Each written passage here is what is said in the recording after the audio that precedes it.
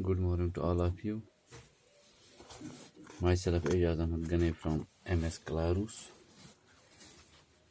Today it is 21st of September 2020 and we are completing the exercise of the lesson Julius Caesar.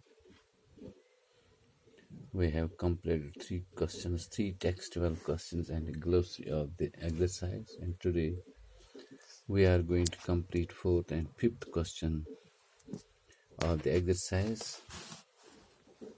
And the 4th question is, why was Brutus' decision to march from Sardis to Philippi wrong? Brutus का जो फैसला था सादिस to Philippi जाने का वो गलत साबित क्यों हुआ, वो गलत फैसला क्यों था? And its answer is, Brutus' decision to march from Sardis to Philippi was wrong, as Octavius and Mark Antony had the advantage of a great defense as well as a fresh and rested army. उसका जो ये फैसला था वो इसलिए गलत था क्योंकि जो उसके मुखालिफिन थे, जो उसका हरीफ ग्रुप था, मार्क एंथोनी और ऑक्टेवियस, उनके पास जो आर्मी थी वो उनसे बढ़िया थी, वो लड़ने के लिए बिल्कुल तैयार बैठी थी, वो आराम कर रही थी सिर्फ और सिर्फ लड़ने के लिए, इस पल का इंतज़ार कर रहे थे कब ये ब्रूटस और उसके साथी गलती करें, हम पर हमला बोलने की, दावा बोलने की। और उन्हें मालूम था हमारी जो पोजीशन है लड़ने की, जो हमारी पोजीशन है वो बहुत बेटर है, बहुत बेहतरीन है बनिस्बत उनके। तो इसलिए ये फैसला साबित हुआ जो मार्क एंथोनी ये ब्रूटस ने किया था, उसका ये फैसला साबित हो गया क्योंकि उन्हें हार के साथ साथ अपनी जान से भी हाथ धोना पड़ा। वो वजह सिर्फ ये बनी कि उन्होंने जो फैसला ले लिया वो गलत साबित हो गया। तो then we have a 5th question. Why has Brutus been called the noblest Roman of them all? Brutus जो था वो उनमें से उसको खिताब मिला नोबलेस्ट रोमन, ऐसा खिताब उसको क्यों मिला? वो अच्छा आदमी था, ये इनमें से बढ़िया था, या ये रोम का बेहतरीन शख्स था, ऐसा क्यों कहा गया इसके बारे में, जबकि वो भी कातिलों में से एक था जिन्होंने जूलियस सीजर को मारा था? इसका जो जवाब है दैट इज, इसका आंसर है, Brutus had plotted against Caesar only with honest thoughts for the good of people.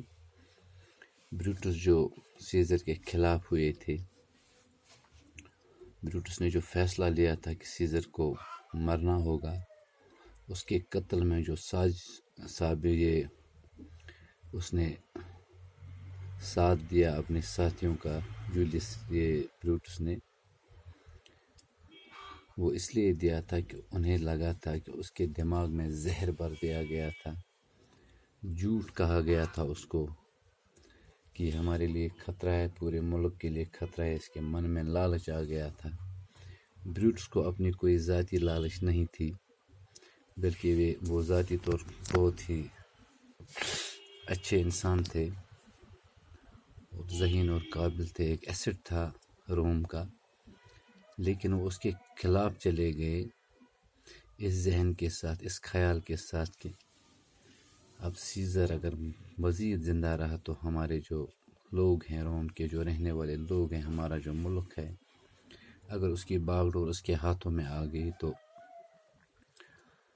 बड़ा नुकसान हो जाएगा, लोगों को बंदी गुलाम बना दिया जाएगा और वो जो उसका जी चाहे वो करता रहेगा, वो किसी की बात में मानेगा नहीं।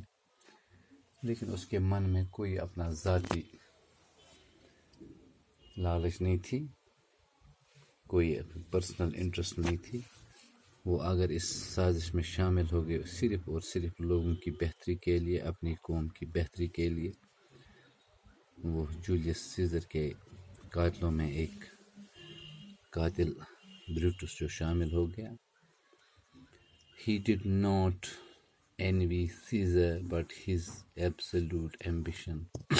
اس کے دل میں سیزر کے خلاف کوئی حسد نہیں تھا، کوئی ضد نہیں تھا، بلکہ اگر وہ اس کے خلاف چلا گیا صرف اور صرف اس لیے کہ اس کے من میں لالچ آ گیا تھا. حالانکہ یہ سچ نہیں تھا، لیکن اس سے اسی طرح کہا گیا تھا، سمجھایا گیا تھا کہ جولیس سیزر اب لالچی بن گیا ہے، اب وہ پورے قوم کے لیے، پورے ملک کے لیے خطرہ بن چکا ہے.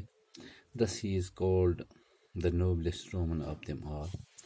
اسی لیے اس کو یہ خطاب ملا تھا، کیونکہ اس کے دل میں کوئی حسد نہیں تھا، وہ فاسق نہیں تھا.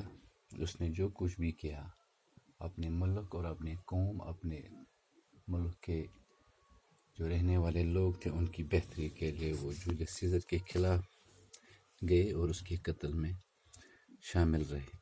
So dear students, with this I would like to conclude today's topic. Tomorrow we will again meet in the same exercise. Till then, goodbye to all of you.